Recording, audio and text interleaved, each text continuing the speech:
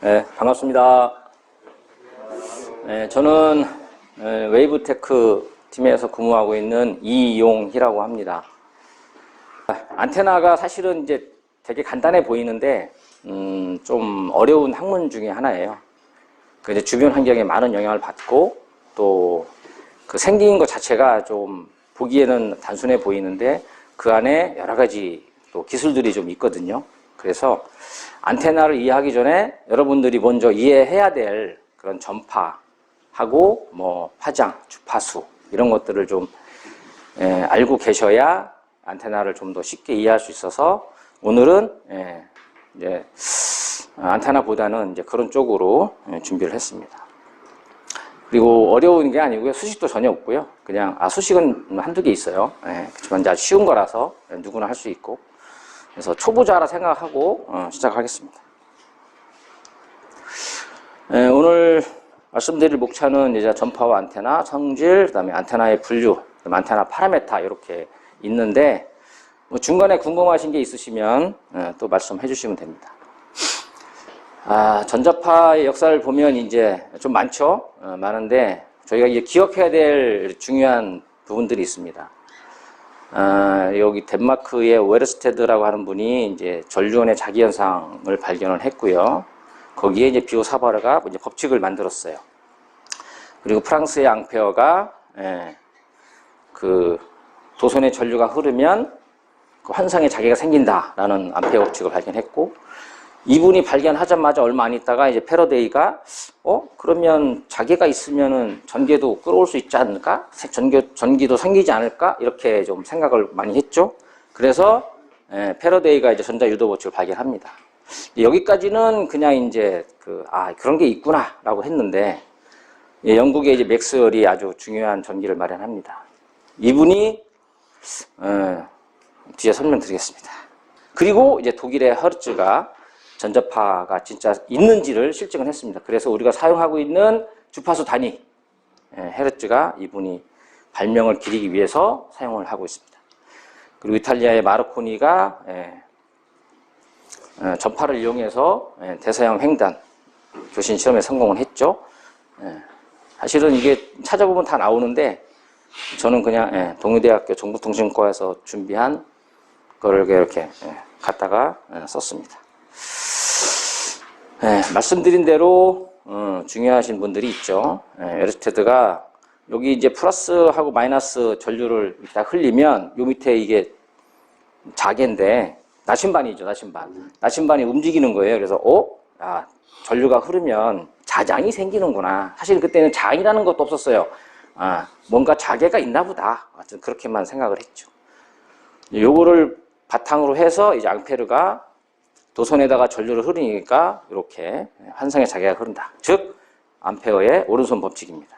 도선이 전류가 이렇게 흐르면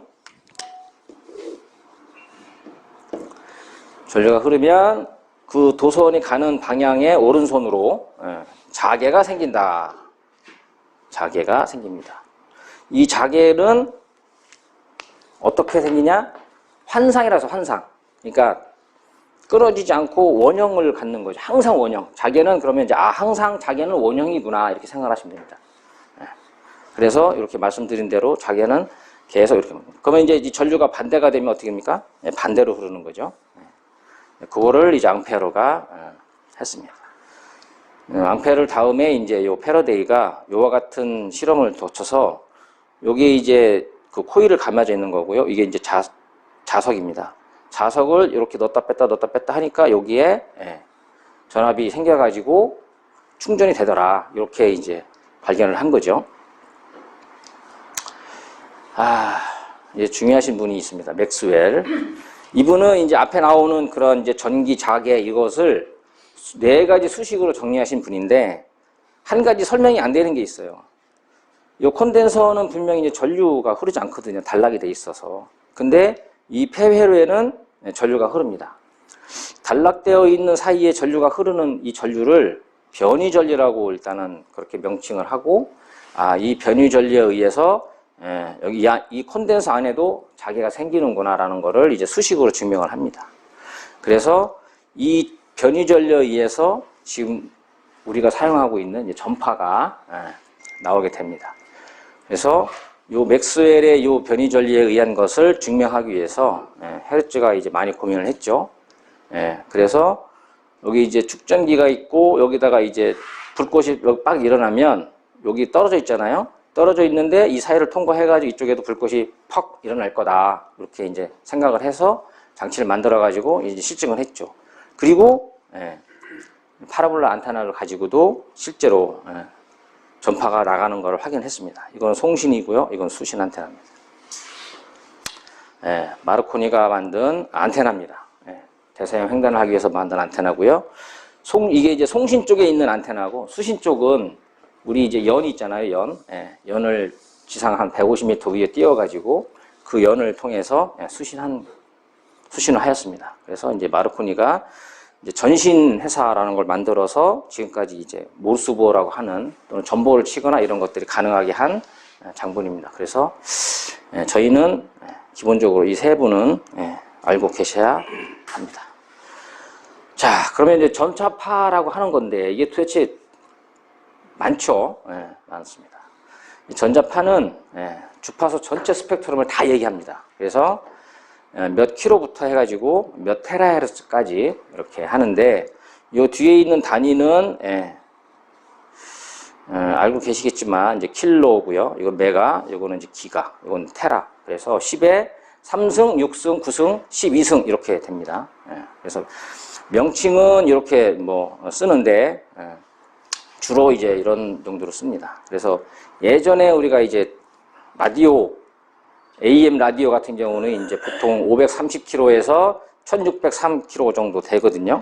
그게 이제 한 요 정도 되죠. 그래서 AM 방송을 이제 했었죠. 그리고 88MHz에서부터 그 108MHz까지 FM 방송하죠. TV도 여기 들어가고요. 그리고 휴대전화는 여기 이 정도에서 사용하고 있습니다. 그리고 이제 30GHz에서 레이더 많이 쓰고 위성, 휴대전화. 지금은 이제 밀리미터라고 해가지고 이쪽에 이제 저희가 휴대전화 이동통신을 이제 사용하려고 준비를 하고 있습니다. 이제 파장은 나중에 설명하겠지만 아주 낮은 파장은 이제 이렇게 좀 길죠. 그러다가 주파수가 올라가면 이제 파장이 짧아집니다. 그래서 이렇게 아주 짧아지게 되죠. 이 파장이라는 것은 1초에 파가 몇 번 진동하느냐에 달려 있습니다. 그런데 이 파장이 왜 중요하냐면 안테나나 모든 RF적인 것들은 파장으로 다 계산을 하고 파장으로 얘기하고 파장으로 설계를 합니다. 그래서 파장을 잘 아셔야 됩니다. 자, 이제 주파수가 높아질 때 뭔 문제가 있느냐? 일단은 이제 대역폭이 확보가 가능하죠. 예를 들어서 똑같은 10%라 해도 100메가에서 10%면은 이제 10메가죠. 1기가 10%면 100메가예요. 그렇죠? 그래서 단위가 이제 커지죠. 그래서 넓은 대역폭을 확보할 수가 있습니다. 안테나와 구성품들이 다 파장으로 계산되니까 주파수가 올라갈수록 파장이 짧아지죠. 그러니까 안테나를 작게 만들 수 있어요. 간섭이 이제 없죠. 왜냐면 이건 나중에 또 말씀드릴게요. 그다음에 고속 처리가 가능하죠. CPU도 거기에 주파수가 있어요. 그죠? 거기서 주파수 낮으면 좀 느리고 현재는 이제 좀 많이 올라가죠. 요즘에는 뭐 한 3기가 정도 되더라고요. 그래서 고속 처리가 가능하고 이제 스펙트럼이 넓으니까 어느 쪽에 써도 좀 확보하는 게 좀 쉽죠. 근데 그리고 전파 방해가 좀 어렵고 단점은 작으니까 정밀하게 만들어야 돼요. 그래서 이제 가격 상승이 좀 생기죠. 그리고 대기 손실이 있어요. 이게 이제 파장이 직진만 하고 짧다 보니까 이제 비가 오거나 날씨가 흐리거나 이러면 위성통신 같은 것도 잘 안 됩니다. 예전에 경험해 보신 분들은 알 겁니다. 열심히 위성방송을 하고 있는데 비가 많이 와요. 그러면 이제 잘 안 나와요. 강우 감습 때문에 그런 건데. 그리고 이제 실리콘 기술 같은 경우에서 반도체가 하기인데 이제 신뢰성 문제가 좀 많이 발생하고 출력도 문제가 돼요. 그래서 전체적으로 이 주파수 높게 쓰는 건 좋은데 사실 장점도 있지만 단점이 좀 많이 있습니다. 그건 다음에 설명드릴게요. 전파는 이제 크게 한 5가지 정도 성들이 있습니다. 하나는 이제 직진이죠. 그래서 뭘 만나기 전까지는 자기가 그냥 직진밖에 안 합니다. 직진밖에 안 해서 계속 우리가 이제 눈으로 보면 이제 그 빛하고 같아요. 빛도 직진을 하죠. 그래서 전자파하고 빛 이것을 거의 같은 개념으로 봅니다. 저도 이제 설명을 그렇게 하는데 빛과 전파는 거의 같은 부류다 이렇게 생각을 좀 하시면 되고, 빛은 이제 광파라고 해서 주파수가 아주 높은 부분이죠. 근데 이제 전자파는 아주 낮은 데부터 높은 주파에서 모든 걸 다 커버하기 때문에, 즉 광파, 즉 빛도 전자파 일종이다 이렇게 설명드릴 수가 있습니다. 그 다음에 전파는 이제 반사를 하죠. 도체가 있는 모든 물체는 반사를 합니다. 도체가 있으면. 그래서 어느 걸 만나도 무조건 반사합니다. 반사하는데 입사각과 반사각이 이제 같습니다. 그래서 어느 쪽으로 입사를 해도 반사는 똑같이 일어나죠. 그래서 이제 반사를 합니다. 건물 같은데 또는 이제 광고판 이런데 나중에 이제 생기면, 예전에는 안테나를 설계할 때, 기지국 안테나 같은 경우 설계할 때 이제 셀 플래닝을 하는데, 건물의 대부분 가장 높은 지역에다가 이제 설치를 하거든요. 그래서 대부분 이제 거기다가 안테나를 설치하는데, 어느 날 서비스가 안 돼요. 가보면 광고판이 앞에 또 하나 있어요. 이렇게. 그러면 이제 앞으로 나갈 것이 못 가고 다른 데로 이제 반사되는 거죠. 그래서 그러면 이제 그 기지국을 다른 데로 옮깁니다. 이런 작업들을 좀 예전에 많이 하고 지금도 하고 있어요. 다음에는 이제 굴절입니다. 굴절 아시죠? 물속에다가 스트로 같은 거 이렇게 딱 넣으면 꺾여 보이는, 똑같습니다. 전파도 굴절을 합니다. 그래서 외부에서 들어오는 모든 전파가 이러한 그 창문을 통해 들어오거나 벽을 통해 들어오는 것들은 전부 이렇게 굴절을 해서 들어오죠.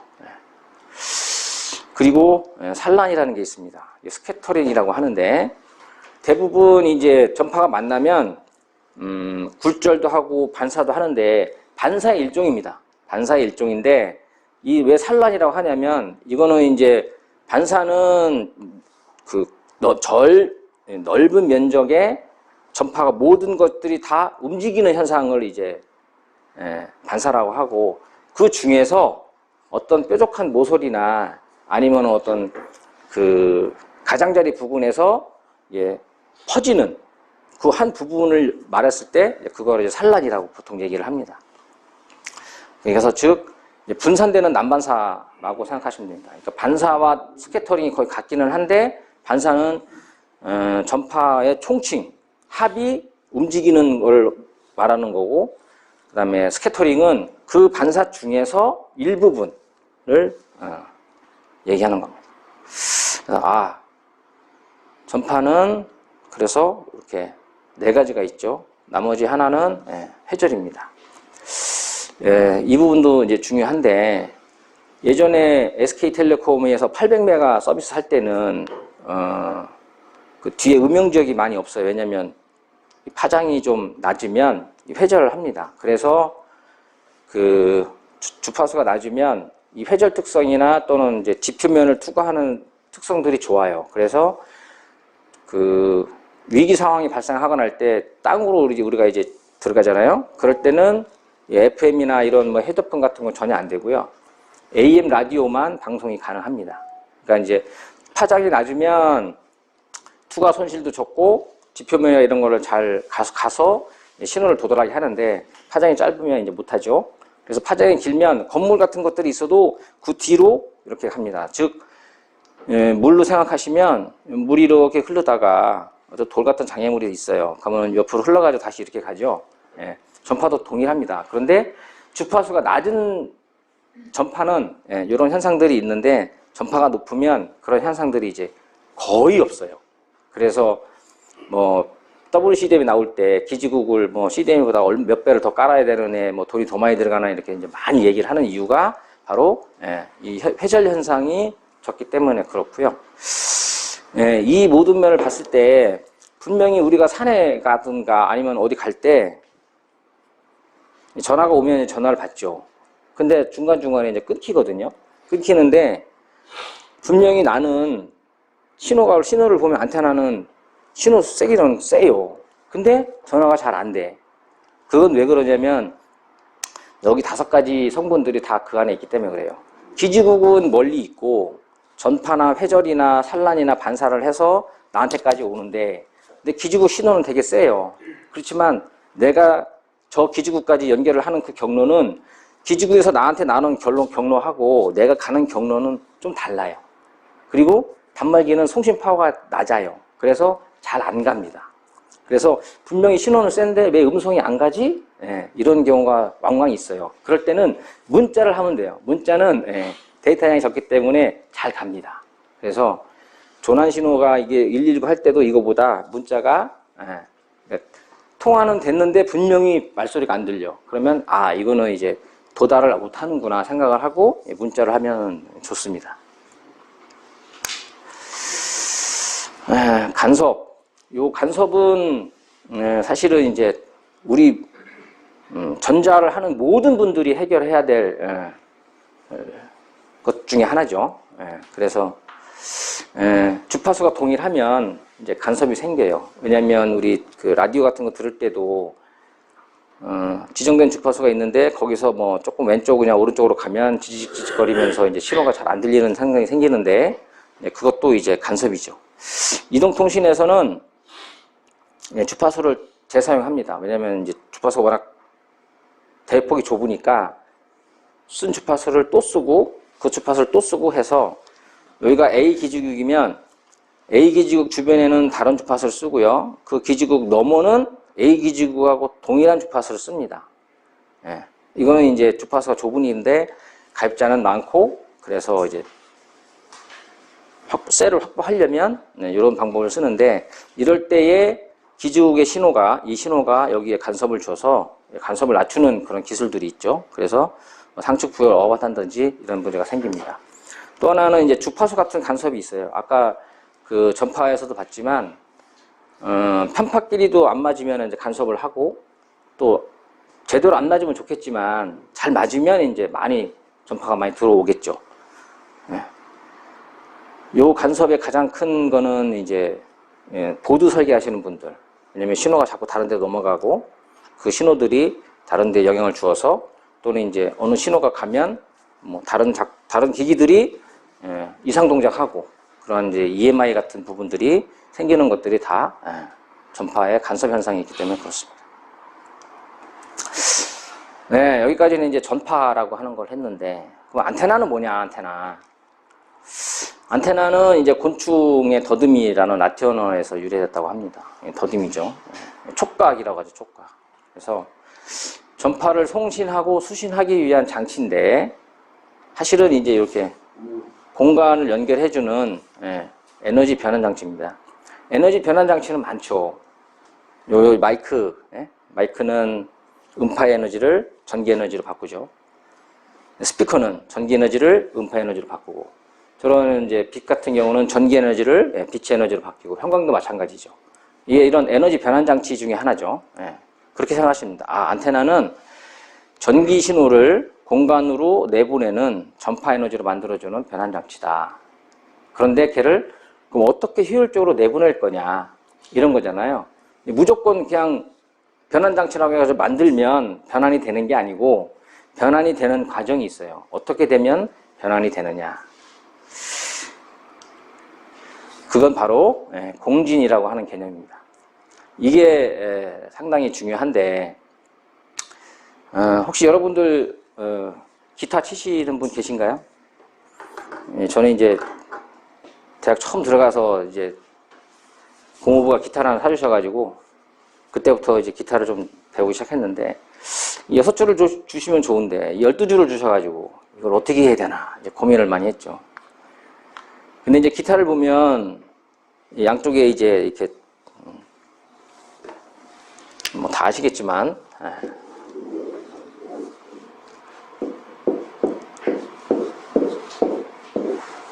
아 반대구나. 듬성듬성 있다가 여기는 이제 짧아지죠. 이제 줄이 여기 이제 이렇게 매달려 있죠. 이렇게. 근데 이 줄을 계속 세게 잠가 놓으면 줄이 늘어나요. 그래가지고 계속 소리가 바뀝니다.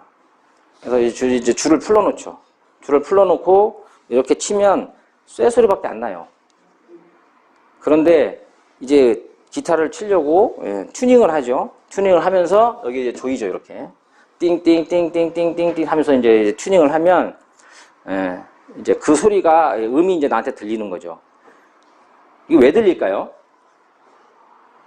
똑같은 쇠가 있는데 이거 하나 조였다고 해서 왜 소리가 나한테 들리느냐 이거죠. 이게 바로 공진이라고 하는 겁니다. 우리가 알지 못하는 이 줄 사이에는 장력이 생겨요. 장력. 즉 장력을 튕기면 우리 그 고무줄 같은 거 아시죠? 두 사람이 잡아가지고 있다가 놓으면 이렇게 진동을 하죠. 그 진동의 주파수가 나하고 내 귀에 잘 들리게끔 맞아지는 거예요. 그런데 고무줄의 길이가 늘어나면 늘어날수록 이게 움직이는 게 느리게 움직이죠. 짧으면 짧을수록 다다다닥 많이 움직이고 같은 거죠. 또 이 굵기에 따라 달라요. 굵은 거는 좀 저음의 소리가 나고 가는 거는 이제 높은 음의 소리가 나죠. 그래서 이제 화음을 이루는데 이 장력이라고 하는 것이 요 울림통 안에 있는 그 소리의 에너지를 요 밖으로 꺼내는 역할을 합니다. 똑같이 안테나도 이 공진이라는 것이 뭐냐면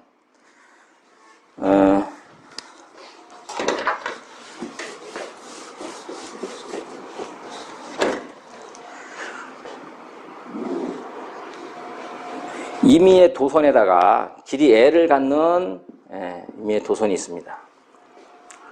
그리고 여기에다가 전류계를 하나 달아요.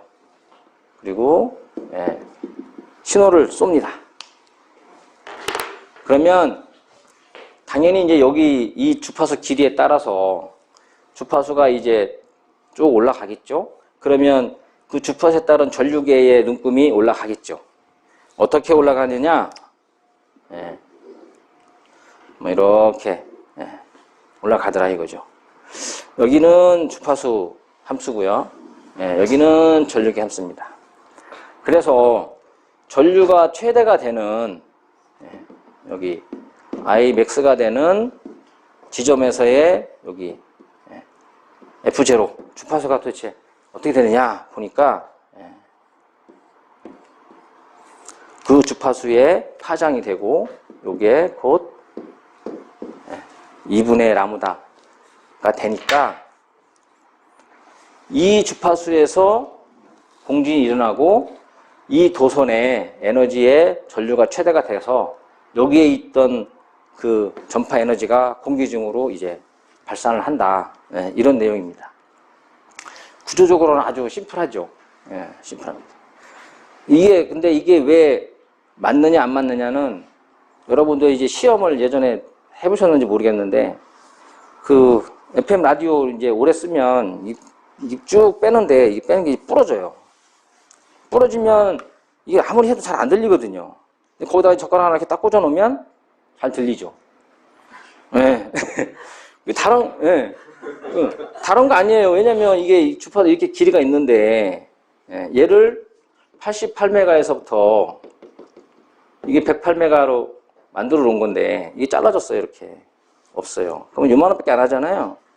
요 길이 L이 짧아졌기 때문에 주파수가 확 올라간 거죠. 뭐 한 300메가 정도로. 당연히 안 되죠. 왜냐면 우리가 쓰는 주파수는 여기인데 이 안테나의 공긴 주파수는 여기로 올라갔으니까. 그래서 여기다가 젓가락 하나 꽂으면 올라가는 거죠. 얼마만큼. 뭐 여기까지는 안 가도 한 200 근처나 가겠죠. 뭐. 그래서 전혀 안 들리던 게 조금 더 잘 들리게 되는 거죠. 그래서 여러분들도 안테나 금방 만들 수 있어요. 요거 C는 광속이에요. 그죠?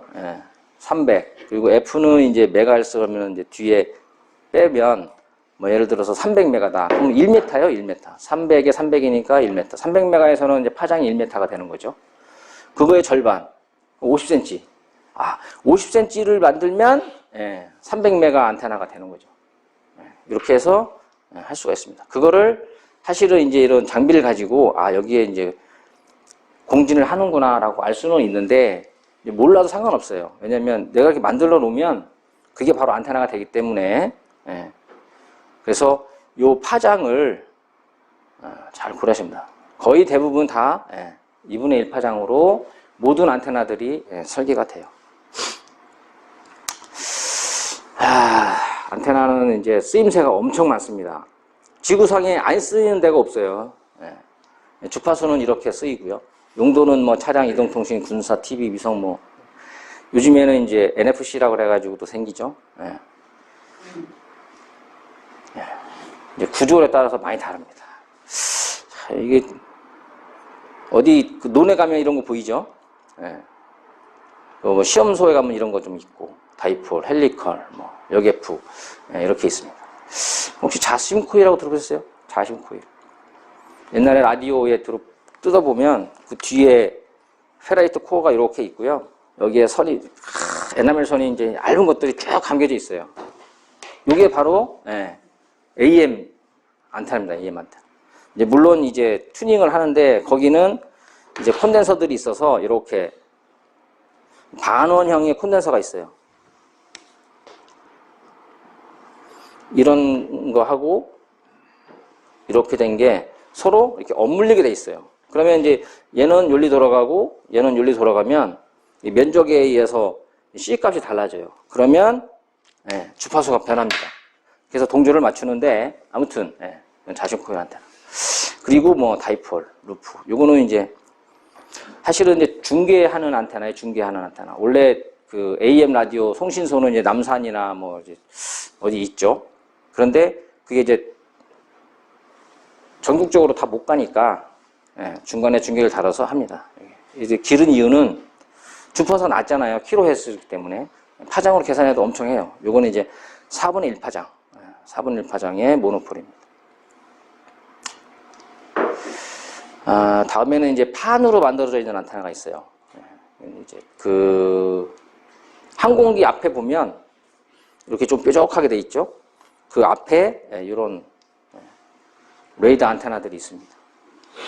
배열 안테나가 있고 기지국 안테나, 이동통신 기지국 안테나 이런 것들을 전부 판형 안테나라고 합니다. 개구면 안테나, 혼 안테나라고 보통 많이 하죠. 혼 안테나 이게. 사실은 이제 이 앞에 있는 것들을 다 안테나긴 개구면이긴 한데 다이폴도 사실은 개구면이라고 얘기는 해요. 일반적으로 얘기는 하는데 주로 이런 혼 안테나나 파라볼라 안테나를 보통 이제 개구면 안테나 이렇게 얘기합니다. 그래서 반사경 안테나, 뭐 나팔, 혼이 있고요. 안테나는 지향성을 가지고 있어요. 이것도 사실은 이제 분류에 넣어야 될지 아니면 뒤에 안테나 특성에 넣어야 될지 이제 고민을 했는데 일단 분류에 넣었어요. 안테나를 하나가 생기면 여기에서 이제 빛이 나가는 것처럼 똑같이 나가죠. 등방성 패턴이라고 해서 아이소트로픽 안테나라고 합니다. 아이소트로픽. 그 아이소트로픽은 동그란 구 모양으로 나가는 전파가 동그란 구 모양으로 나가는 거예요. 사방, 팔방으로 다 동그랗게 나가는 구처럼 생긴. 이거는 이제 가상의 안테나, 가상의 안테나. 그러니까 이제 지구상에 존재하진 않고요. 만들어 놓은 안테나입니다. 그리고 이득을 할 때 쓰는 절대 이득을 쓰는 기준 안테나로 사용을 합니다. 전 방향성 안테나는 초하고 같아요. 촛불처럼. 즉, 이 등방성 패턴의 위아래를 이렇게 누르면 납작해지겠죠? 네, 그런 형태가 이제 전방향성 안테나, 옴니디렉션이라고 생각하시면 되고요. 지향성은 이제 내가 원하는 방향으로 전파를 보내기 위해서 만들어 놓은 그런 안테나들. 일반적으로 반사판이 있어요. 그러니까 반사판이 없는 안테나, 반사판이 있는 안테나, 또는 판이 아니어도 반사기가 있는 안테나는 전부 지향성이고요. 없는 거는 전방향성이라고 생각하시면 됩니다. 안테나에는 이제 편파가 있어요. 이 편파도 상당히 중요한데,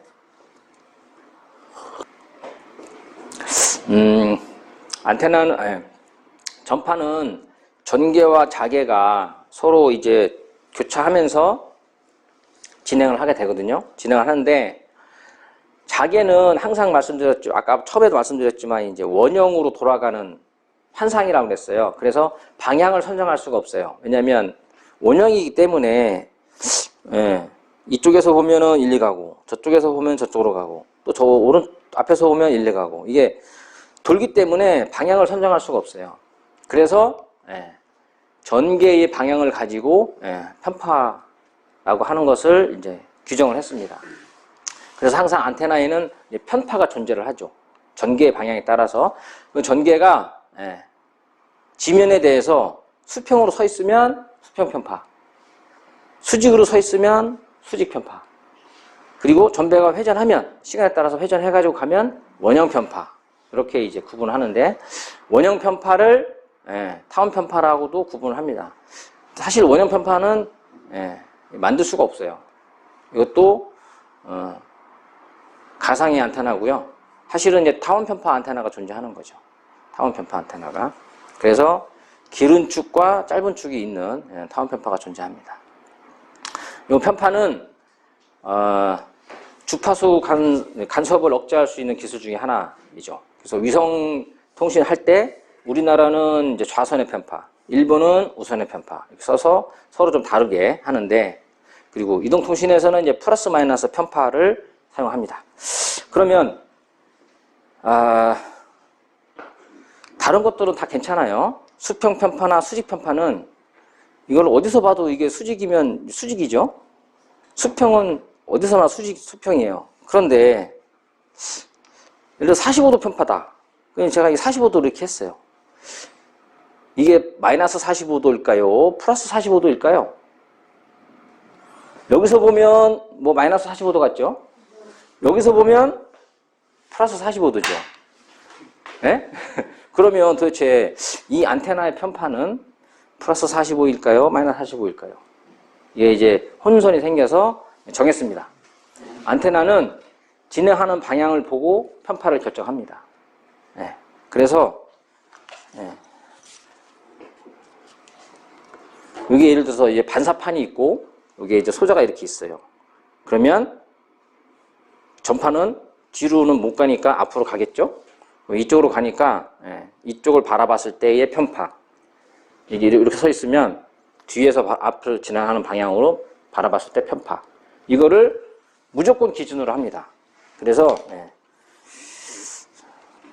안 그러면 상대방이 다르게 나오니까. 두 번째는 편파는 서로 맞아야 신호 교류가 일어나요. 이 긴 막대가 있어요. 긴 막대. 그 긴 막대를 제가 과장님한테 이렇게 던졌어요. 그럼 어떻게 받아야죠? 이렇게 받아야 되죠? 만약 이렇게 받으면 맞겠죠. 네. 그래서 내가 이렇게 보내면 이렇게 받아야 되고요. 옆으로 보내면 옆으로 받아야 돼요. 똑같아요. 전파도. 그래서 항상 내가 보내고자 하는 전파가 수직 편파면 수직으로 받아야 되고 수평으로 보내면 수평으로 받아야 돼요. 근데 만약에 서로 이게 다르게 보낸다. 그러면 손실이 급격하게 생겨요. 보통 20dB에서 30dB 정도 손실이 생기는데 여러분들 이제 dB라고 하는 개념을 조금 이해를 하셔야 되는데 이 dB라고 하는 거는 숫자가 이제 아주 커져요. 이게 10, 20, 30 이렇게 하면 쉬운데 이게 아니고 10, 100, 1000, 만, 뭐 10만 커지면 이게 계산하려면 복잡해져요. 그래서 이거를 이제 dB라고 하는 걸로 바꿨어요. dB. 그래서 dB라고 바꿨는데 10은 10의 1승, 100은 10의 2승, 1000은 10의 3승, 만은 10의 4승 이렇게 되죠? 그래서 로그 함수를 취해서 이게 1이 나오면 이게 1dB, 이게 2잖아요? 그러면 2dB, 요 3이면 요 3dB. 그래서 10의 자승이 앞으로 나와서 이렇게 이제 계산을 하면 만 더하기 만 이거보다 4dB 더하기 4dB 그럼 8dB네? 이렇게 금방 알 수가 있는 거죠. dB를 알아야 되는데 dB는 이제 파워하고도 연결이 돼요. 손실하고도 연결이 되고. 그래서 그거 이제 다음에 말씀드리는데 어쨌든 dB인데 20dB는 매우 큰 값이다. 일단은 이 시간에는 이제 그렇게만 좀 알고 계시면 될 것 같습니다.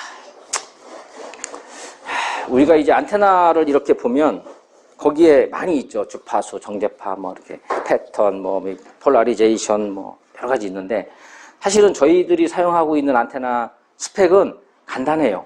몇 개 안 돼요. 근데 기지국 안테나나 레이더 안테나 같은 경우는 스펙이 한 30가지가 넘어요. 네.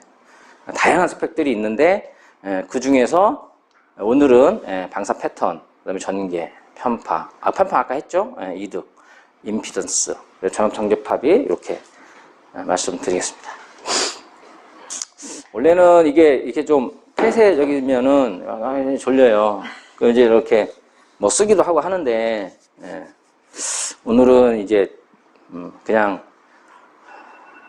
방사 패턴이라고 하는 거는 이 빛이 나가면 빛이 보이죠? 빛이 보여요.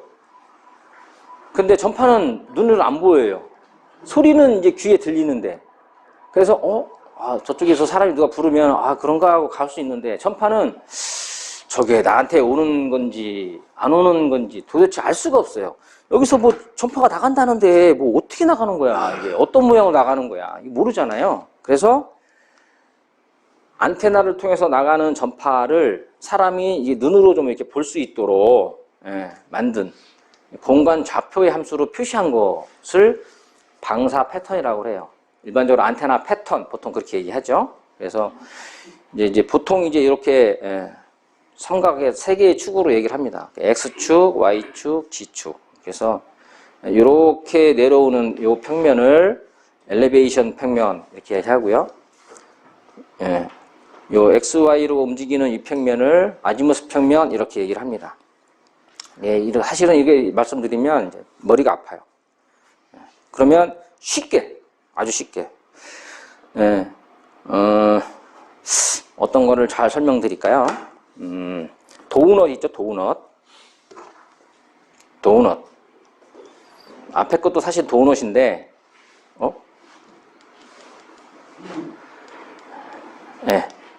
이 도우넛이죠, 도우넛. 도우넛을 이렇게 수평으로 딱 잘라가지고 위에서 이게 딱 내려다보면은 어떻게 보여요? 동그랗게 보이죠? 요거를 아지무스 패턴이라고 해요. 보통 H플레인 패턴이라고 얘기를 합니다. 그리고 얘를 위에서 위아래로 수직으로 딱 자른 다음에 옆에서 이렇게 보면 팔자 모양을 갖죠, 이렇게. 요거를 E플레인, 엘리베이션 패턴이라고 보통 얘기를 합니다. 쉽죠? 얘를 옆으로 자르면 동그랗게. 그러면 얘는 H플레인이구나. 왜냐면 요 H가 이렇게 써 있죠. 그리고 이렇게 써 있는 건 뭐냐면 얘를 수직으로 잘랐구나. 그리고 옆에서 보니까 팔자구나. 얘는 E플레인 이렇게. 그래서 이것도 더 어렵다. 그러면 여기 요 혼안테나에 커넥터가 있잖아요. 커넥터가 있는 데서 보통 이제 혼안테나가 뭐 이렇게 있다고 생각하시죠? 혼안테나가 이렇게 있어요. 커넥터가 뭐 옆에 이렇게 있어. 밑으로. 그러면 분명히 커넥터가 이렇게 있으니까 수직 편파겠죠? 수직 편파. 이 수직 편파인데 얘를 이렇게 잘라가지고 위에서 내려다본 H플레인. 그죠? 이렇게 잘라가지고 옆에서 본 E플레인. 잘 이해가 안 되시나?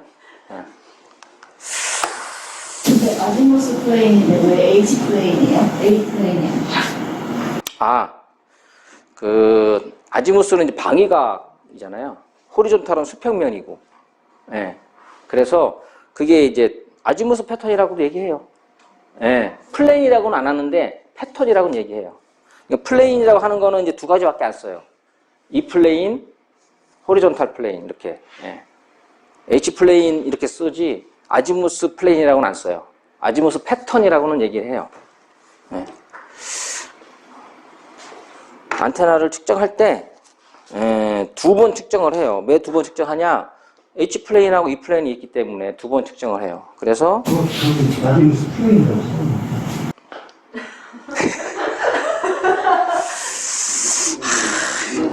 그러네요. 아지무스 플레인, 예리하십니다. 아유, 잘못 얘기했다가는 큰일 나겠는데. 네. 이게 책에서 갖고 온 건데, 맞네요. 아지무스 플레인이라고 써있네요. 엘리베이션 플레인 써놓고. 저거 보고 질문한 거예요. 아, 그래요? 아이고. 다들 아셨는데 저만 몰랐네. 네, 근데 책에는 써있는데, 이런 말은 잘 안 써요. 그냥 일반적으로 아지무스 패턴, 엘리베이션 패턴, 또는 E 플레인, H 플레인, 또는 이제 방위각 패턴, 그다음에 안각 패턴, 뭐 이렇게 얘기하죠. 네. 그래서 패턴을 찍으면 뭐 이제 이렇게 볼 수 있는데, 이렇게 이제 렉탱귤러로 볼 수도 있고 폴라로 볼 수도 있어요. 그래서 이렇게 이제 렉탱귤러로 펼쳐놓으면 이렇게 보이죠. 엔지니어들은 이제 보통 이렇게 많이 사용하죠. 분석을 해야 되니까. 그 일반 사용자들은 이런 폴라를 써요. 아, 이렇게 이런 모양으로 나가는구나. 이렇게 이제 알기 때문에 이런 모양을 쓰죠. 그래서 여기 보면 뭐 HPBW, 뭐 BWFN, 뭐 First Null 뭐 이렇게 있는데 이건 다 용어죠, 용어. 그래서 가장 큰 거를 이제 메인 로브라고 하고요. 주변에 있는 거를 이제 사이드 로브라고 합니다. 이제 마이너 로브라고 했는데 보통 사이드 로브라고 많이 얘기하죠. 그리고 이제 앞에 뒤에 나오는 이 후엽을 이제 백 로브라고 얘기합니다. 그래서 앞으로 나가는 거 대비 뒤로 나가는 게 얼마냐 이거를 전후방 B 이렇게 얘기합니다. 일반적으로 얘기를 하죠. 그래서 두 번은 측정을 하는데 어떻게 측정하냐면 안테나가 있어요. 얘를 이렇게 돌리는 건 쉬워요, 그죠? 근데 얘를 이렇게 돌려가지고 하기는 좀 어렵거든요. 어려우니까 처음에는 이렇게 측정을 했죠. 이렇게 돌릴 거를 안 하니까 얘를 이렇게 세워놓고 이렇게 돌려요. 아주 간단해요. 이런 안테나를 이렇게 해서 빙 돌려요. 그러면은 이제 H 플레인 평면이 나오겠죠. 그리고 얘를 E 플레인을 이렇게 돌릴 수가 없으니까 얘를 눕혀요. 눕혀놓고 이렇게 돌려요. 그래서 두 개가 패턴이 나오는 거죠. 그 안테나의 패턴을 재야 되는데 또는 전파가 나가는 모양을 봐야 되는데 어디서 봐야 돼? 이런 궁금증이 생기죠. 어디서 봐야 되나? 또 어떻게 얼마 정도 거리를 두고 봐야 되나? 또는 짧은 데에서는 어떻게 보일까? 뭐 이런 것들을 연구를 했겠죠. 그래서 이제 나눴습니다. 안테나가 있고요. 그 안테나보다 가장 가까운 거리를 이제 보통 니어필드라고 얘기합니다. 그리고 그거보다 조금 더 나가는 그걸 프렌즈넬 존이라고 하는데, 이제 니어필드도 아니고 파필드도 아닌 영역, 중간 영역, 그리고 그거를 벗어난 무한대까지 영역, 이거를 이제 파필드라고 얘기합니다. 그래서 사실 여기 그림이 뭐냐면 안테나로부터 나가는 에너지가 어쨌든 나가겠죠, 이렇게 계속 나가는데 그 나가는 에너지를 이제 본 거죠. 재보니까 이렇게 나가죠. 그리고 여기서는 나가는 거 중요한 게 아니라 나갔다가 다시 들어와요. 나갔다 들어오고 나갔다 들어오고 나갔다 들어오고 나갔다 들어오고 이렇게 되는 거죠. 그리고 프레즈넬 존은 나갔다가 들어오는 게 좀 적죠. 나가는 게 많고. 그래서 이제 모양이 이렇게 돼요. 근데 이 파필드를 지나가면 이렇게 나타납니다. 그래서 이 안테나의 패턴, 이 안테나에서 나가는 에너지는 이렇게 나간다라고 생각하시면 돼요. 즉 파필드에서 측정한 또는 파필드에서 시뮬레이션한 그런 패턴들이 이렇게 나간다. 니어필드에서는 이게 잘 안 보이는구나, 이런 사이드 로브 등 이런 것들이 잘 안 보이는구나, 이렇게 이제 이해를 하시면 돼요. 그래서 일반적으로 다 사이드 로브를 측정하거나 안테나를 정확하게 측정하려면 파필드에서 다 해야 되죠. 근데 이제 모든 것이 다 파필드에서만 해야 되느냐? 그렇진 않죠. 뭐를 측정하냐에 따라서 가까운 여기 프레즈넬 존에서도 측정을 해도 되는 거죠. 위상이나 뭐 이런 것들을 재려면 당연히 여기서도 해야 되지만 위상을 빼놓고 그냥 단순하게 파워만 잰다 그러면은 여기에서 재도 크게 문제는 없습니다. 아까도 말씀드렸지만 안테나가 나가는 이 에너지를 눈으로 봐야 되는데 어느 위치에서 볼 거냐, 어느 위치에서 볼 거냐를 가지고 이제 많은 논쟁이 있었겠죠. 그래서 일반적으로 이제 그 표준을 연구하시는 분들이 고민을 했죠. 여기서부터 시작해가지고 안테나를 이제 3개의 안테나를 측정을 하고, 그리고 얘가 무한대까지 있을 때, 무한대까지 거리에 있을 때 이 패턴이 어떻게 될 건가를 이제 추출을 해내요. 예. 그리고 그 패턴을 추출해 난 다음에 이 거리를 이렇게 안테나 근처로 가까이 가져가요. 그래서 이 무한대에서 측정한 예상되는 안테나 패턴하고 제일 근접하게 한 거리가 얼마인가, 그걸 재보니까 이 정도가 되더라는 거죠. 그래서 요 거리를 파필드다라고 생각합니다. 그러니까 이 이상부터는 파필드다라고 하는데, 사실은 이제 수식으로만 따지면 이제 이렇게 되는데, 여기에 이제 위상까지 사실은 같이 겹쳐야 돼요. 왜 그러냐면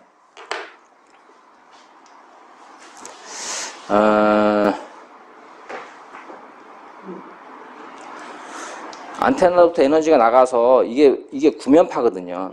예, 구면파가 평면파로 바뀌는 여기까지가 파필드예요. RFF 이것이 파필드 줄인 거거든요. 예, 그러니까 구면파가 평면파가 되는 영역을 파필드라고 보통 얘기하죠. 우리가 이런 대야에다가 손으로 이렇게 폭 담그면 이 물결이 이렇게 올라가잖아요. 그걸 가까운 데서 보면은 이렇게 동그랗게 오지만 멀리서 보면 이렇게 밀자처럼 오는 것처럼 보일 거잖아요. 예. 그런데 이렇게 구면파가 이렇게 오다가 평면으로 오는데 요 각도가 22.8도 안으로 들어와야 파필드다라고 규정을 했어요, 사실은. 그래서 꼭 아까 말씀드린 대로 람다분의 2D 제곱 이상이 돼야만 파필드냐라고 할 수 있는데, 사실은 이것까지 다 고려한 것이 돼야 파필드라고 얘기할 수 있는 거죠. 네. 그래서 근데 여기 지금 저 D는 그 개구면의 사이즈. 네, 라지스트 디멘전이라고 다 돼 있어요. 그럼 이 라지스트 디멘전이가 도대체 뭐냐, 라지스트가. 저희가 많이 쓰는 그 스파이럴 안테나 있잖아요. 플랫파에. 그런 거는 개구면이 없는데 그거 D를 어떻게 측정하는 게 있어요? 개그면 어떤 거요? 플랫 타입 혹시 93061이라고 아세요? 스파이럴 안테나? 네. 그거는 그렇게 생긴 안테나는 D값을 어떻게 스파이럴은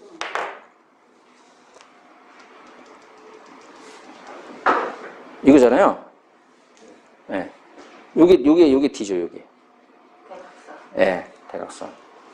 왜냐면 요 안테나 전체를 해당하는데, 일반적인 선형 안테나들은 편파가, 얘는 선형 안테나가 이렇게 나가거든요. 선형 안테나이기 때문에 여기서부터 여기까지가 D가 되는데, 선형 안테나는 그러니까 이 필드가 형성이 되는 크기, 최대 크기, 그것이 바로 이제 안테나 개구면이 되는데, 요런 스파이럴 같은 경우는 이제 편파가 회전이잖아요. 방향이 없고. 그래서 안테나 전체 크기인 대각선으로 산정을 합니다. 근데 이제 이게 레디에이션이 되는 스파이럴이 있고 레디에이션이 잘 안 되는 스파이럴이 있어요. 그러니까 예를 들어서 그게 모노폴처럼 움직이는, 이제 그거를 말씀드리려면 옛날에 자꾸 옛날 해서 죄송한데 네. 예전에는 이제 휴대폰이 이렇게 있으면 우리가 이 안테나를 이렇게 뽑았단 말이죠, 그죠? 이렇게 뽑았는데 뽑기 전에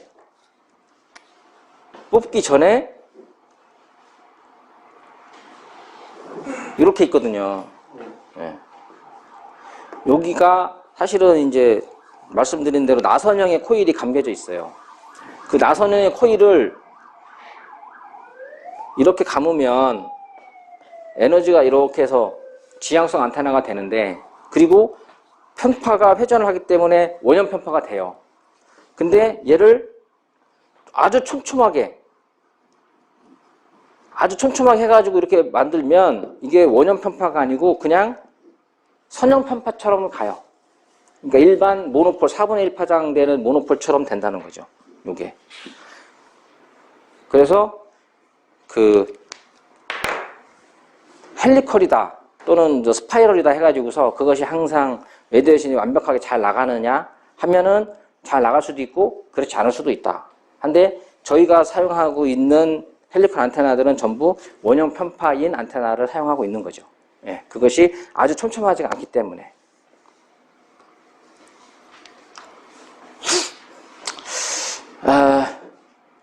안테나 이득, 근데 여러분들이 이제 많이 궁금하죠. 야, 도대체 안테나는 이득이 없어요. 그죠? 왜냐면 에너지 변화 장치잖아. 온 거 그대로 내보내는 건데 무슨 이득이야.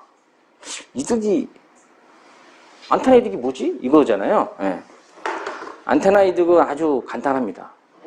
여기 이제 멀리 계신 분한테 이 소리를 확 지르죠. 부르려고. 그런데 그 사람이 잘 안 들려요. 그럼 어떻게 해요? 손을 이렇게 해가지고 확 부릅니다. 이것도 안 되면 뭐 종이 말아가지고 뭐 이렇게 하죠. 그 왜 그럴까요? 네. 이 음파나 전파나 모든 것이 입도 개구니까 개구를 통해서 얘기를 하면 그냥 금방 퍼지는 거죠. 넓게. 네.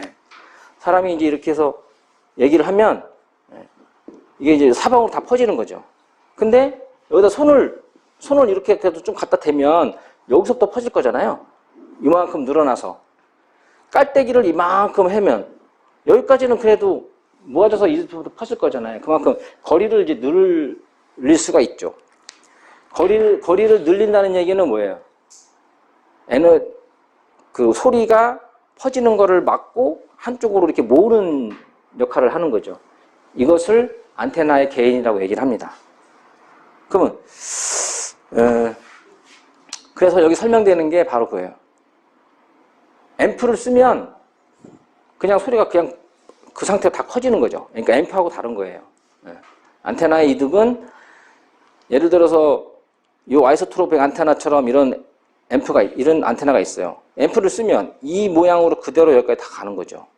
근데 안테나는 그렇지가 않고 이 에너지를 한쪽으로만 몰아주는, 그러니까 집중한다는 의미의 이득입니다. 그래서 안테나 개인 그러면 퍼져 있는 에너지가 아니고 모아져 있는 에너지겠다라고 생각하시면 돼요. 그래서 이렇게 이제 나타나는데, 아까 말씀드리죠. 아이소트로픽 안테나를 기준으로 해서 dBi라고 하죠. 그래서 dB는 그냥 산술적인 그런 수치고 여기다 i를 적어줘야 안테나 이득이 돼요. dBi. 예전에는 이제 dBd를 많이 썼어요. 다이폴 안테나를 기준으로 해서. 이제 안테나를 측정을 하면 표준 안테나가 있고요. 그리고 얘를 빼고 내가 만든 안테나를 놓고, 그래서 수신 레벨의 차이에 따라서 이거 개인이 얼마다 이렇게 평가를 했는데, 요즘에는 다이폴을 안 쓰고 혼 안테나를 써요. 스탠다드 게인 혼 안테나를 쓰는데 그 스탠다드 게인 혼 안테나는 전부 이득이 dBi로 나와요. 그래서 우리 안테나들도 전부 측정을 하면 dBi로 계산이 되죠. 그래서 기준이 되는 안테나가 바로 아이소트로픽 안테나다 라고 말씀드릴 수가 있고요.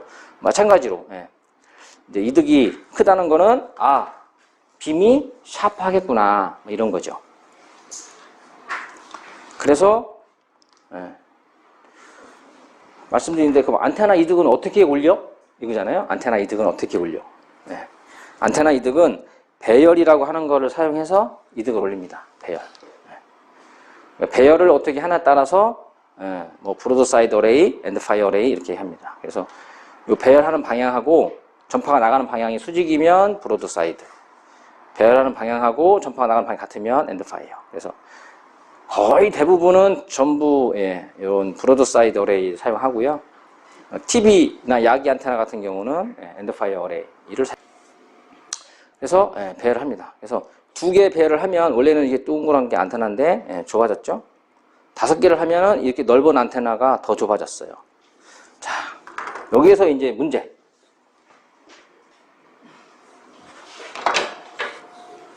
이득은 어떻게 늘어날까? 빔폭은 또 어떻게 되는가? 관련해서 간단하게 말씀을 드릴게요. 여기 이제 안테나가 이렇게 하나가 있어요. 다이폴 안테나죠. 이렇게 빔폭이 나가요. 이게 재면 한 78도 정도 돼요. 그리고 얘는 2.15 dBi의 게인을 가져요. 안테나 이득을 높이기 위해서 일단 일정 룰에 의해서 배열을 하죠. 안테나 하나 더 늘었어요. 그래서 얘도 이제 에너지가 이렇게 나가겠죠. 근데 이 두 개 에너지를 합해가지고 보내면 합산이 돼서 이렇게 나와요. 이렇게 나가는데 여기 빈폭이 얼마 정도 되느냐? 보통 한 35도 정도 돼요. 이득은 두 개 해가지고 안테나를 두 배로 배열하면 3dB씩 늘어요. 그래서 얘는 5dBi 정도가 돼요. 35도 쉽죠? 여기서 이제 3개를 배열해요. 그러면 한 24도 정도 돼요. 빈폭이. 그리고 얘는 한 1.5 정도밖에 안 올라가. 왜냐면 3개니까. 그래서 6.5dBi 정도 돼요. 4개를 하면 그러면 한 18도 정도 되고요. 8dBi 정도 돼요. 일반적인 이런 다이폴 안테나를 이렇게 두 개 이렇게 배열해서 하는 요 안테나는 5dBi 정도 나가는구나 이렇게 생각하시면 돼요. 쉽죠? 그러면 반사판이 있는 안테나는 어떻게 될까? 이게 또 고민이죠. 반사판.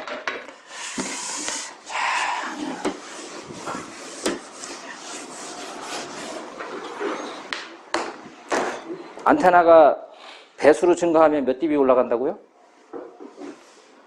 3dB. 3dB. 놀라시지 마시고요.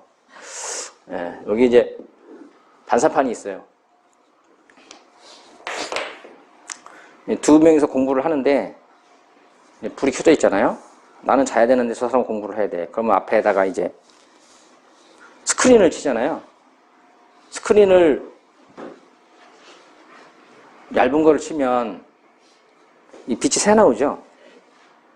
두꺼운 걸 치면 그래도 새 나오죠. 조금 쳐도 새 나오고, 그죠? 많이 쳐도 새 나오고. 그래서 새 나오죠. 안 새 나오게 이제 반사판을 하나 다는 거예요. 검은 천으로 다뤄도 더 안 나오겠죠. 빛이니까. 그러면 이 반사판은 뭘로 써야 될까? 그냥 일반 다 메탈을 써야 되죠. 그래 안 나오니까. 그래서 요거를 이제 보통 4분의 1 파장 정도 떼어서 반사판을 대요. 그러면 이 뒤로 나가는 에너지가 안 나가고 앞으로 나가요. 그러면 이 반사판을 사이에 두고 여기에도 가상의 안테나가 하나 더 있다라고 생각할 수 있죠. 그 안테나 2개면 몇 dB죠? 2개가 3dB가 늘어나죠. 그래서 얘는 기본적으로 2.15가 아니고 3dB 늘어나니까 5dB예요. 그런데 뒤로는 에너지가 안 나가고 앞으로만 나가요. 그죠? 그래서 적어도 플러스 2dB가 앞으로 가요. 그래서 반사판이 있는 안테나는 그냥 처음부터 7dBi 정도 돼요. 여기서부터 이제 이렇게 배열을 해 나가죠. 2배 늘어나면 몇 dB가 됩니까? 10dBi 되고 4개로 늘어나면 13dB가 되고. 근데 빔이 더 좁아. 그러면 더 늘어나요. 자, 여기 일반적인 기지국 안테나인데 배열을 이렇게 하니까 이 수평면은 거의 비슷해요. 똑같아요. 왜냐면 사이즈 정해져 있기 때문에. 그리고 이 플랜 얘만 좁아져요. 더 늘어나면 얘는 더 좁아지겠죠. 이렇게. 얘는 똑같이 있고. 그래서 얘를 줄이면 얘도 똑같이 셔미하게 만들면 얘도 옆으로 배열을 하면 돼요. 그래서 처음에는 반사판이 이렇게 있는데 가운데만 이렇게 배열했잖아요. 근데 옆으로도 빔이 넓게 나가는데 빔을 좁게 나가고 싶으면 옆에도 이렇게 배열하면 돼요. 그러면 아주 첨예한 빛이 되죠. 이런 안테나들 중에 대부분 항공기들이 위에서 많이 뜨고 다녀요. 근데 항공기들은 같은 라인에 뜨면은 이제 사고가 나니까 이렇게 고도를 해가지고서 이제 그 운행을 하죠. 그러면 레이더가 이 항공기가 왔는지 안 왔는지 알아야 되잖아요. 어떻게 알아요? 그래서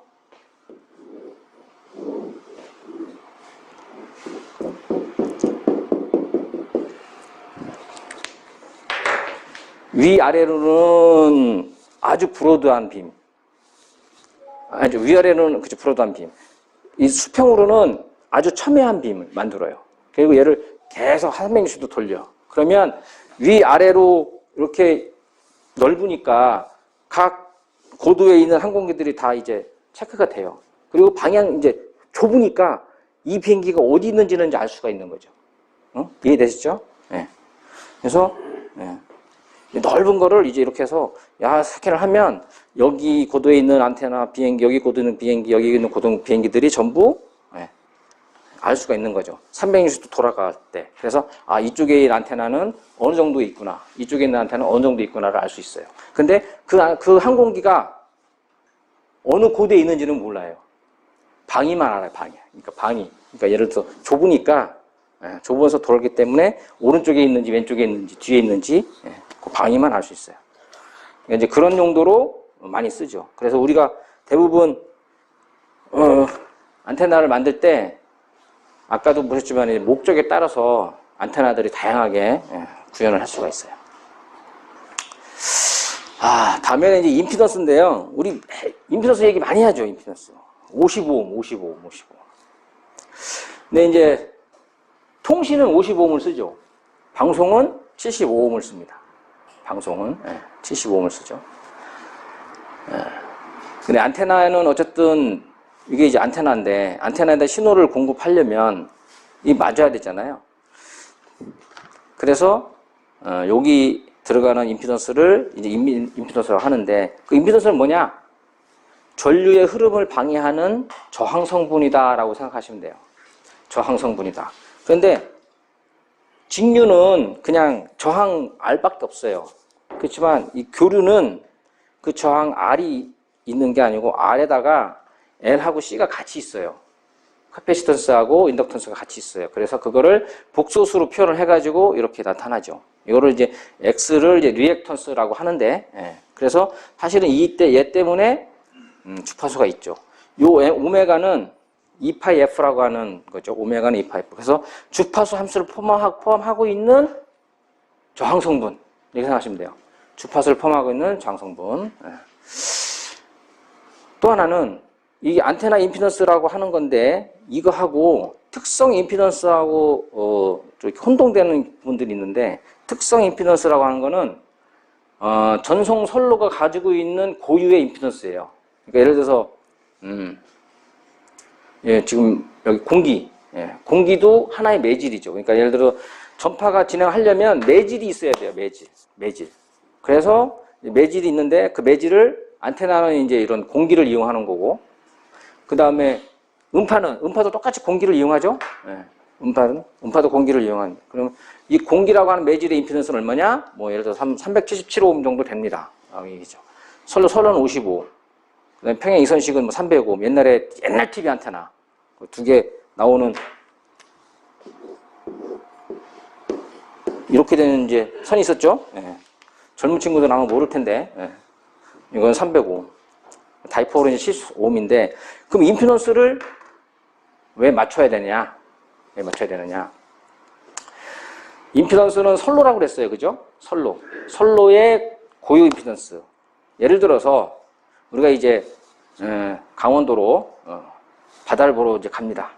그래서 편도 4차선 고속도로를 예를 들어서 55옴이라고 가정을 해요. 편도 4차선. 그래서 열심히 가. 근데 공사한다고 길을 줄여놨어. 2차선으로. 그래서 임피던스가 75옴으로 확 줄었어요.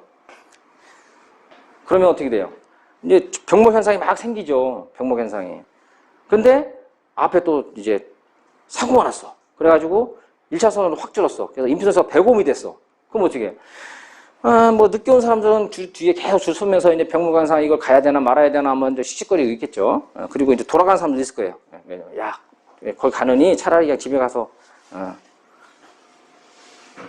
떡이나 끓여가지고 먹자 이렇게 해가지고 이제 떡볶이나 해먹자고 가는 사람도 있고 또는 이제 그래도 떠났으니까 가야지 뭐 이렇게 가는 사람도 있죠. 결국은 뭐예요? 4차선에서 2차선으로 줄고 2차선 1차선으로 줄면 거기서 손실이 생겨요. 돌아가는 사람도 생기고 그죠? 1시간에 가야 되는데 3시간 걸려. 손실이잖아요. 연료도 소모되고 시간도 소모되고 다 손실이에요. 그래서 임피던스를 맞춰야 되는 게 있어요. 커넥터와 커넥터를 맞추는 것도 손실이 생겨요. 예. 연결을 하면 할수록 손실이 생겨. 0. 몇 dB씩이라도. 예. 그래서 되도록이면은 연결 구간을 적게 해야 되고 임피던스가 다르면 그 임피던스를 맞춰줘야 돼요. 그래서 55ohm짜리하고 75ohm짜리가 있어. 그러면 55ohm하고 75ohm 맞춰주는 임피던스 트랜스포머가 있어요. 임피던스 변환기. 예. 그걸 쓰면 손실이 1dB 나는 손실을 0.5dB로 줄일 수 있고 또는 3dB 나는 손실을 2dB로 줄일 수 있어요. 그래서 그런 적절한 것들을 이제 써야 되죠.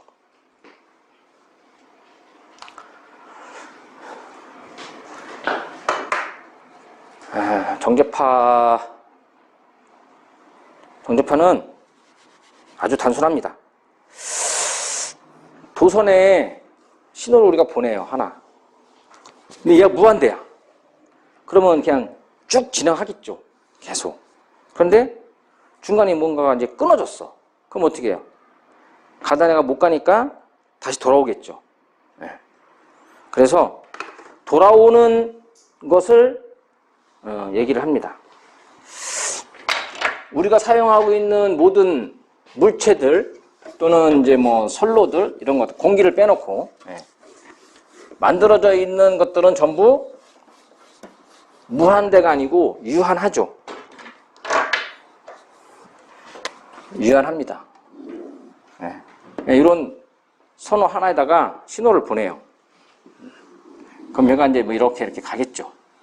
이게 무한대로 가면 뭐 계속 가는 거죠. 돌아오는 게 없어요. 근데 여기가 끊겼어. 여기가 끊겼단 말이죠. 끊기면 여기서 돌아오겠죠. 이렇게. 근데 신호는 어떻게 해요? 계속 가죠. 신호는 계속 가요. 그러면 계속 가는 신호 맞춰서 여기서 돌아오는 애들도 계속 돌아오겠죠. 이렇게. 계속 돌아옵니다. 그런데 가는 신호하고 오는 신호가 서로 위상이 잘 맞으면 합쳐져서 배가 돼요. 예를 들어서 이렇게 가는 신호하고 갔다가 오는 신호가 이렇게 와요. 그러면 이 신호하고 이 신호가 두 개 합쳐져서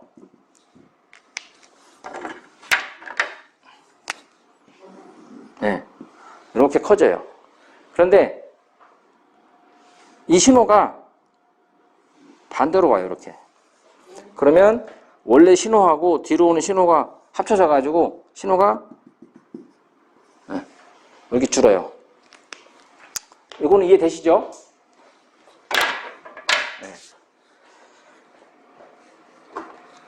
그것처럼 신호가 가다가 끊어진 부분에서 반사가 되는데 진행하는 파하고 반사된 파가 합쳐져서 커지거나 또는 작아져요. 그런데 이게 계속 출렁출렁 거리는 거잖아요. 출렁출렁 거리는데 내가 이 시점만 딱 놓고 얘를 딱 잘라서 여기만 딱 보면 신호가 어떻게 해요? 그냥 커졌다가 작아졌다가 커졌다가 작아졌다가 이렇게밖에 안 보이죠. 신호는 계속 출렁출렁 가는데 이 출렁출렁 갔다가 다시 오는 게 합쳐져 가지고 신호를 만들어내긴 하는데 그거를 전 구간에서 보지 않고 어느 한 구간만 딱 정해서 보면 그냥 신호가 커졌다가 작아졌다가 커졌다가 작아졌다 이렇게 보일 거라는 거죠.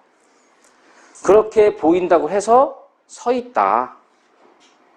서 있는 것처럼인데 크기만 커졌다 작았다 한다. 그래서 스탠딩 웨이브라고 명칭을 한 거예요. 이해하셨죠? 그래서 이거를 정제파라 한다. 그래서 정제파는 그건 뭐냐? 정합이 되지 않고 무한도선이 아닌 어딘가에 단락된 도선이나 단락된 제품에서 나타나는 반사가 합해진 파라미터구나 라고 생각을 하시면 돼요. 그래서 입사파에 대한 반사파의 비가 반사 개수인데 우리는 이제 반사 개수를 잘 안 써요. 왜냐면 이거 할 수가 없어서. 그래서 보통 전압 정제파비를 쓰죠.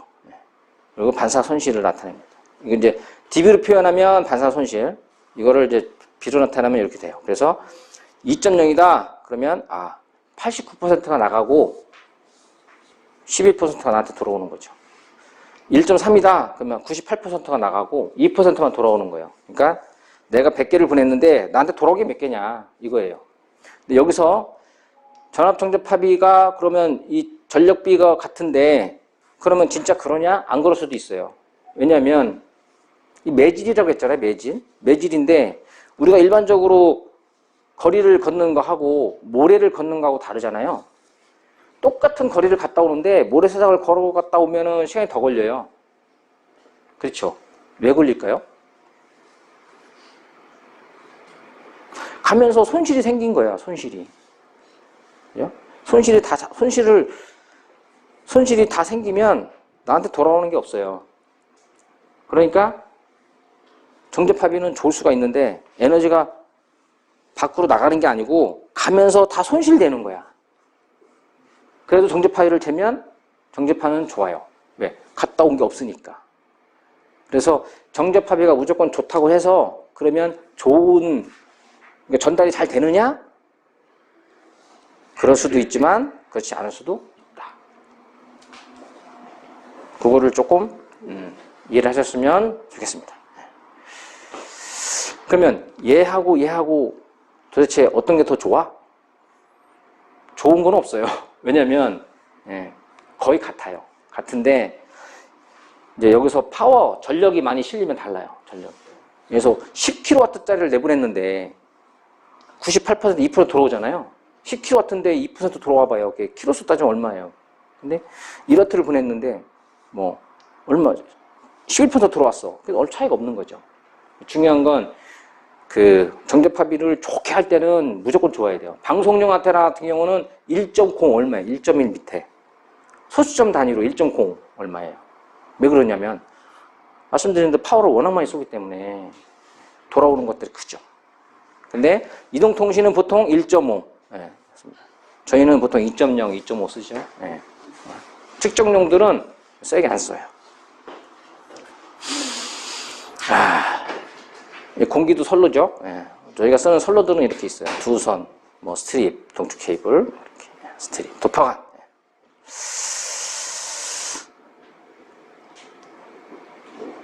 이렇게 생긴 게 동축 케이블이에요. 임피던스는 이렇게 계산을 합니다.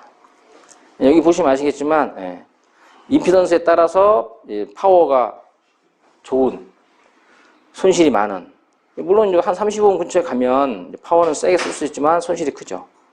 75옴 쓰면 파워하고 손실은 아주 좋은데 파워를 크게 가져갈 수가 없어요. 그래서 우리는 55옴 정도 쓰죠. 손실도 괜찮고 파워도 우리가 적당하게 할 수 있는 선정을 해서 사용을 합니다. 대부분 이제 55옴도 있고 75옴들 많이 쓰죠. 그리고 도체 굵기, 여기 구리 코어라고 이제 도체 굵기에 따라서 손실하고 허용 전력이 달라요. 그래서 케이블을 굵은 걸 쓰면 손실은 적은데 이제 좀 다루기가 쉽지 않죠. 그리고 간단한 걸 쓰면 좋은데 손실이 좀 크죠. 그래서 이제 계산을 해가지고 뭐 085 케이블 쓸 건지 아니면 047 케이블 쓸 건지 141 케이블 쓸 건지 이런 거를 이제 결정을 하죠. 도퍼관은 이제 그 전파의 반사를 이용한 거예요.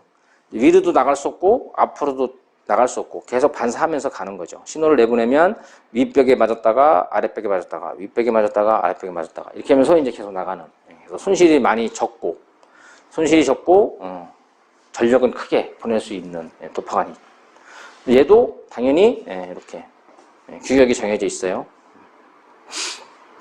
우리가 사용하는 거는 이제 K대역이라고 하는 건데 18기가에서부터 26.5기가 WR42라고 부릅니다. 사이즈는 정해져 있고요. 그러니까 요 안테나를 쓰면 이제 요 주파수에서밖에 사용을 못 하는 거죠. 대부분 이제 표준 혼 안테나 같은 경우는 전부 다 이런 도파관으로 만들어져 있는데 시험을 우리가 예를 들어서 24기가부터 시험을 한다. 그러면 요 안테나하고 요 안테나하고 요 안테나 3개를 이용해서 24기가부터 40개까지 측정을 하는 거죠.